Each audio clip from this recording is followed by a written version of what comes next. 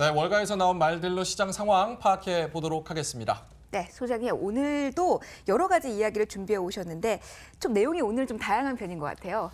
오늘 마침 미국은 이제 그 부시 대통령의 국장으로 이제 지금 워싱턴 대성당에 많은 인파가 몰려가지고 이제 이 장례식을 치르고 있고요.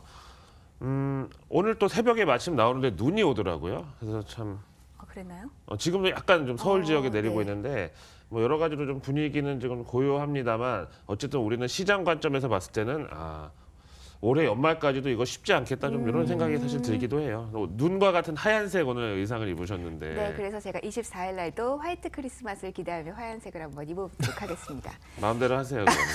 옷을 벗어. 첫 번째 인터뷰부터 바로 보도록 하겠습니다. 네. 첫 번째 인터뷰 제나 샌더슨의 폴 오코너입니다.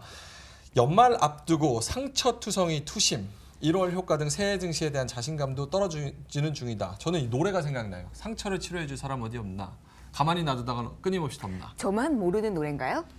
아웃사이더라고 힙합 노래입니다. 어쨌든 간에 상처투성이 투심, 가만히 놔두다가 끊임없이 덮나요.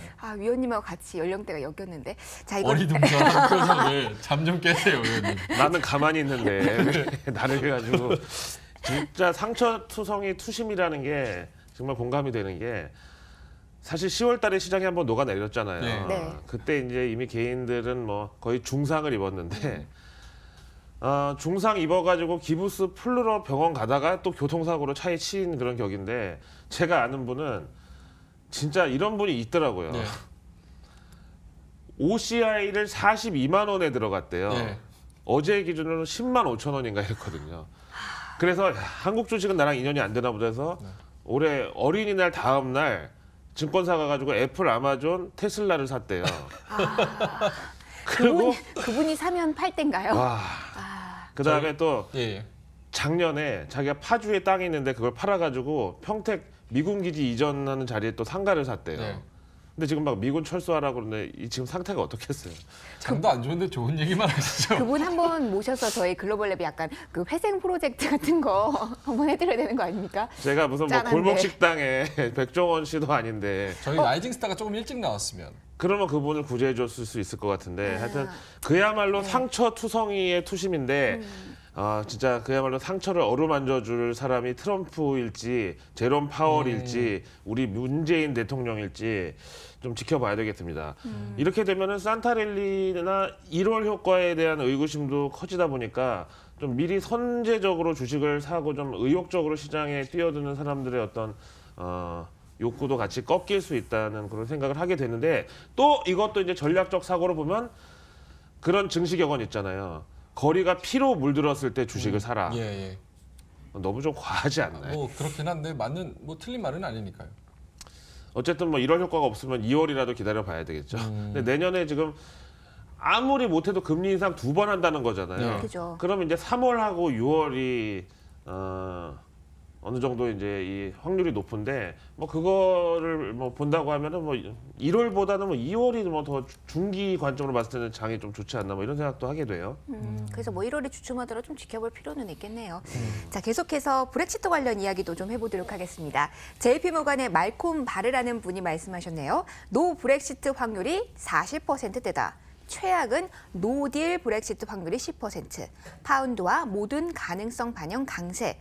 자, 요즘 최근에 브렉시트 관련해서 이야기가 너무 많이 나오고 있고 그리고 뭐 영국 총리가 어디서 혼나고 여기서 맞고 이런 경우가 너무 많고 내부적으로도 잡음이 너무 많은 것 같고 제 친구들이 이제 영국에 있는 애들은 이거에 굉장히 분노를 하거든요. 영국에 계셨었죠? 네, 친구들은 다 투표를 하니까 이거 뭐냐, 난 투표했는데 결과가 아니니까 계속 내부적인 여론은 투표한 사람은 어딨냐, 나는 아닌데 왜 이런 이야기가 나오냐. 그래서 친구들은 계속 연락을 그러네요. 해보면 계속 한탄을 하면서 지금 정치권의 불만이 엄청나게 원래 영국 아이들은 정치권에 대한 좀 만족도가 좀 있는 편이거든요. 사실은 멋있다라는 게 있는데 그래서 이 브렉시트에 관해서도 더 잡음이 내부적으로도 안정이 안 되니까 심한 것 같아요. 아니 노 브렉시트 확률이 40%대 이거 뭔 얘기예요? 이거 이제 주민투표 그 레퍼런덤을 다시 실시하는 예. 이런 이제 확률이 바로 이 노 브렉시트고요. 근데 이제 뭐 우리 김민지 앵커도 그렇고 이제 저도 뭐 런던에서 학교를 다녔는데 영국 사람들의 그 뭐라 그럴까 좀 정서라고 그럴까 스플렌디드 아이솔레이션이라고 들어보셨어요? 우리말로 하면 화려한 왕따? 진짜 그야말로 스플렌디드한 아이솔레이션. LSE 는 내가 세상을 네. 왕따시키는 거다. 역시 LSE는 다르거든요. 화려한 왕따. 남의 학력을 왜 까고 그러세요? 죄송합니다. 아침부터. 아니 근데 그 스플렌디드 아이솔레이션을 즐기고 네. 우리 그게 뭐 명예롭다고 생각하는 사람들인데 처음에 유럽 연합이 통합한다고 했을 때 이 영국하고 유러피안 유니언이잖아요. 네, EU가 영국과 유니언은 좀 누가 봐도 어울리지 않는 명제라고 생각했는데 결국은 이렇게 이제 쪼개지게 됐는데 그러니까 우리가 영국에 대해서 좀 너무 환상을 많이 갖고 있는 게 있는데 이제 김민지 앵커 좀 전에 얘기하셨지만 영국 사람들이 이미지는 좋은데 저는 또 이해 안 되는 단어가 영국 신사. 영국 남자들에 대해서 좀 시원하게 한번 좀 까주시죠. 어떤가요? 실제로 영국 그렇게 남자들? 신사적이진 않죠. 만나지 마시기 바랍니다. 만나보신 분의 경험 다. 갑자기 만나보지 않았습니다. 만나보지 않았습니다. 갑자기 여러분. 아침마당에 엄앵란 씨로 빙의해가지고 연애 훈수를 근데 정말 아까 말씀하셨지만 제가 유학하던 시절에 이제 EU 통합이 있었고 했는데 모든 아이들이 사실은 환율적인 매력이 있는데도 우리는 무조건 파운드화 써야 된다. 유로 안 쓴다. 그건 쓸 수 없다. 그리고 애들끼리도 파운드화를 쓰지 유로를 쓰지 않고 약간 이런 분위기는 자기만의 아까 말했던 아이솔레이션 정말 나만의 자부심이 있는 건 어쩔 수 없는 것 같아요. 그렇죠. 그런 사람들이 EU라는 유럽 연합에 들어가서 뭐 경제적이든 뭐든 뭐 이익을 취한다고 해도 그게 뭐 얼마나 컸겠어요. 그래봤자 솔직히 유럽 연합은 영프 독이 밑에 있는 나라들 챙겨주는 약간 그런 구조잖아요. 뭐 환율도 그렇고. 이제 그런데다가 또 난민 유입되고 막 이러니까 시민들도 뭐 불만도 많아지고. 하여튼 노딜 브렉시트다, 노 브렉시트다. 뭐 지금 얘기 나오는데 어쨌든 기승전 파운드화는 강세. 이거 왜 그러냐면 네. 영국 자체가 시끄러워지면 솔직히 그 나라의 화폐 가치가 내려가야 되는데 네. 이게 지금 영국이 만약에 유로존을 아무런 준비 없이 탈퇴하면은 인플레이션이 엄청 올라갈 네. 확률이 크거든요. 그럼 당연히 영란은행에서 금리를 좀 가열차게 올려야 되고 그러면 이제 파운드가 강세로 간다는 시나리오가 이미 시장에 선반영되고 있어서 내년에 모든 FX 트레이더들이 내년의 주인공은 파운드화다 이렇게 얘기하고 있어요. 요거는 좀 이제 지켜봐야겠네요. 네. 자, 유가 이야기도 오늘 안 할 수가 없어요. 이슈가 있죠. 네. BNP 파리바의 해리 칠링거리안입니다. 원유 시장 센티먼트가 풍전등화다. 수요 공급의 이 본질 집중이 힘들다. 무역 분쟁, 오펙, 내홍 등 변수가 여러 가지가 산재해 있다. 사실 우리가 그 어떤 경기의 바로미터 내지는 매일 아침마다 보는 게 국제 유가거든요. 이게 솔직히 우리가 뭐 이제 차에 기름 넣을 때 가득 넣을 때 5만 원인데 이게 만약에 6만 원이 되면 10,000원어치 내 가처분 소득이 감소하는 그렇죠. 거잖아요. 그래서 소비에도 영향을 미친다고 하는데 개인적으로 그 선물 시장에서 가장 그 꾼들이 많은 곳이 이 원유 시장이고 그렇습니까? 유가가 오르면 오르는 대로 떨어지면 떨어지는 대로 참 이 말하기도 좋고 이제 그 사람들이 이제 이런 꾼들이 많이 모여 있는 시장이에요. 그리고 여기 이제 무역 분쟁에다가 오페크 내용도 있고 또 변수가 뭐냐면 트럼프 대통령이 전기차 보조금을 2020년이나 2021년에 삭감한다고 했잖아요. 예. 사실은 이것도 원유 수요 증가에 대한 어떤 기대감으로 연결될 수 있는데 솔직히 그래요. 유가가 막 과거에 금융 위기 때 100달러까지 올라가고 이랬을 때 이 정도는 너무 과하니까 친환경이 이제 테마가 그때 걸린 거거든요. 어떤 대체 투자의 수단으로. 근데 지금 유가가 뭐 50달러대인데. 그러니까요. 맞아요. 그리고 저는 전기차도 이게 과연 친환경인지 모르겠는 게 전기차 충전하는 전기는 뭘로 만드나요? 그러니까요. 거의 그것도 석탄에서. 80%가 예. 화력 발전을 예. 만들잖아요. 거기다가 이 전기차의 동력을 제공하는 리튬 이온 배터리 있잖아요. 이거가 수명이 다 되면 이거를 폐기를 해야 되는데 이거 독성이 거의 방사능급의 정말 독성이에요. 이거. 그런 메리트가 그리 없는 거 아닙니까? 그러니까 이것도 좀 테마가 좀 부풀려진 좀 그 정황이 있고 또 수소차는 그래도 다르다고 봐요. 수소차는 진짜로 친환경인데 우리나라는 수소차 밀고 있잖아요. 예, 그렇죠. 그거 참 잘하는 건데 전기차는 저는 조금 의구심을 가질 수밖에 없고 예, 뭐 그 테슬라도 한번 타보긴 했는데 신기해요. 솔직히 소음이나 진동이 전혀 아예 없고 없죠. 뭐 신기한데 아. 그냥 그런 어떤 상품으로서의 그 메리트지 가격도 이게 보조금이 없으면 차값이 2배거든요. 그러니까요. 저는 이거 좀 이 법을 꺼줘야 된다고 좀 생각을 해요. 자, 일단 요거 조금만 더 얘기해 볼게요. 오펙 내일 회의 있잖아요. 그건 어떻게 좀 전망을 주세요. 사실 오페크도 뭐 감산에 합의했다고 해도 누가 얼마큼 찍어내는지 서로 체크할 수가 없고 이것도 진짜 한숨을 그렇게 오펙 뭐 산육도 의장도 아니시고 한숨까지 그렇게 왜 건너서 있을 수 있잖아요. 우리가 모르는. 디테일에 대해서 이견이 있을 수 있다. 아니 오페크라는 그 모임 자체가 거의 뭐 저기 그 유흥가에 보면은 뭐 그 룸사롱 안 마시소스 아, 노래방 이런 아, 업주들의 너무 세게 나가시지 넘어가죠. 않아? 예. 그래서 아침 넘어가시죠. 6시 50분에 안 마시소스를 제가 얘기해요. 아. 하여튼 그런 유흥업자들의 어떤 예. 그런 모임 같은 그런 모임이라는 거고 예. 나쁜 그다음에 사람들. 이제 수요와 공급이 만나는 이 서플라이 디맨드가 만나는 여기가 P라는 경제학에서 이제 프라이스인데 전혀 그런 논리를 움직이지 않고 예. 그냥 이 국제 유가 있잖아요. 한때 유행했던 표현이죠. 슈퍼 박스권. 한 70달러, 80달러 넘어가면 미국의 셰일오일 기업들이 야 유가 올랐다고 왕창 생산해요. 예. 그러면 이제 또 공급 과잉에 우려돼서 유가가 또 떨어지고 한 50달러 초반까지 가면 이제 또 유가가 이제 바닥이다 해서 또 올리고 계속 그렇게 왔다 갔다 이제 뭐 하는 거죠. 틀린 말씀은 아닌 게 워딩이 좀 세기는 했지만 트럼프도 이 산유국들한테 너무 깡패다. 맞아요. 너무 그렇게 그런 표현을 얘기를 하긴 하니까 했죠. 카르텔이다. 그렇죠. 예. 예. 자, 오페크의 모임 자체가 원래 네. 좀 좀- 그렇다는 거죠. 네. 자, 그런 다음 인터뷰 결과를 가시죠. 더욱더 지켜봐야 될 것 같고요. 조금 더 밝을 수는 없을 것 같은데요. 다른 쪽 이야기를 해보죠. 예, 예. 제조업 관련 이야기입니다.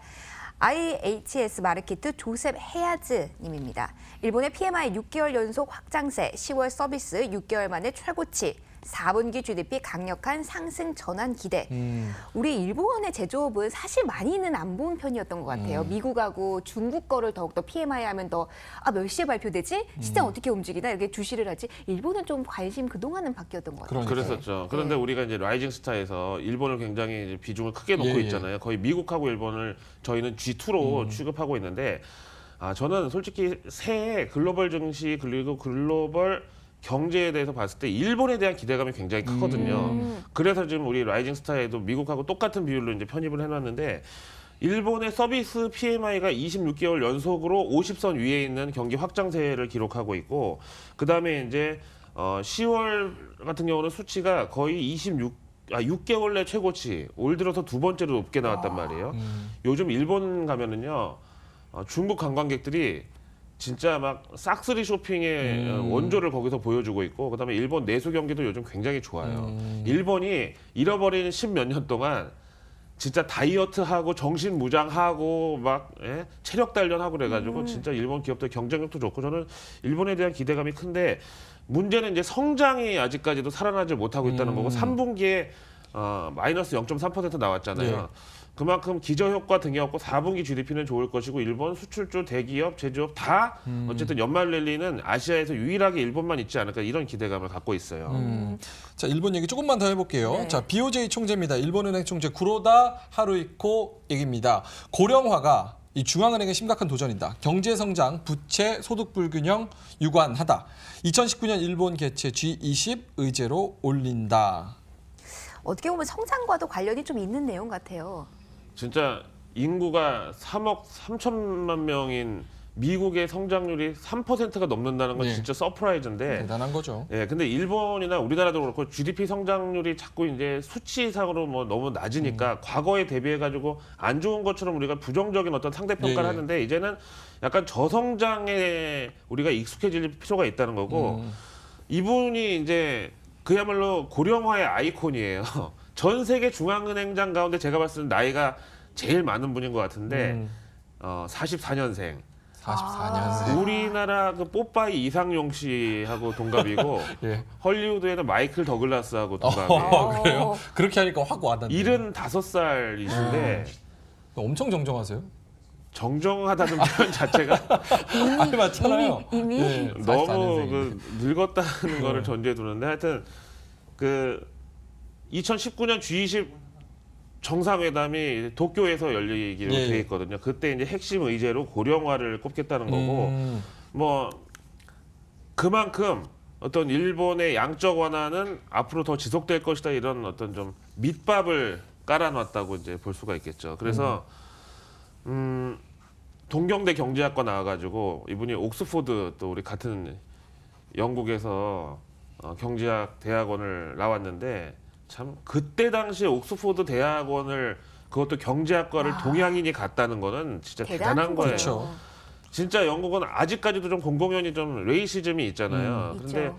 이분이 정말 체구도 작고 좀 왜소한 그 사람으로 보이는 일본 사람이 그때 60년대 옥스퍼드 경제학과 실력으로 승부한 거죠. 대단한 분인데 그러니까 일본 경제에 대한 버블을 얘기는 아직도 할 필요가 없고 그다음에 재정 부채 같은 거에도 불구하고 아직까지 일본에 대한 대외 신뢰도는 어마어마하게 큽니다. 그래서 심지어 일본에 쓰나미가 와서 후쿠시마 원전이 사고가 났는데도 일본 엔화 가치가 안전자산이라고 올라가잖아요. 그렇죠. 그 정도 일본은 보면은 잘할 거다. 일본이니까 괜찮을 거다. 약간 그런 투자자들의 심리가 있을 것도 같아요. 그러니까요. 예. 우리가 욕할 땐 욕하더라도 진짜 그런 거는 본받아야 되고 배워야죠. 그다음에 기업 문화라든가 일본 기업의 상폐율이 0.3%인데 진짜 회계에 대해서도 깐깐하고 어떤 이 반칙 없는 문화 이런 건 우리가 좀 본받아야 되고 그런 만큼 일본 기업의 매력도는 크다. 그럼 뭐 글로벌 랩에 있는 종목들이 아무리 작고 그렇더라도 상패율이 이만큼 낮고 튼실함이 보장이 됐다는 것도 한 번 더 우리가 체크해 볼 필요가 있겠네요. 아우 좋은 정리네. 장사 잘하네. 저 어제보다 나았나요? 훨씬 예. 나았어요. 그러면 오늘은 여기까지 하고 내일도 좋은 말씀을 예, 한번. 브렉시트, 유가 그리고 일본 경제에 대해서 알아봤습니다. 김희욱 소장이었습니다.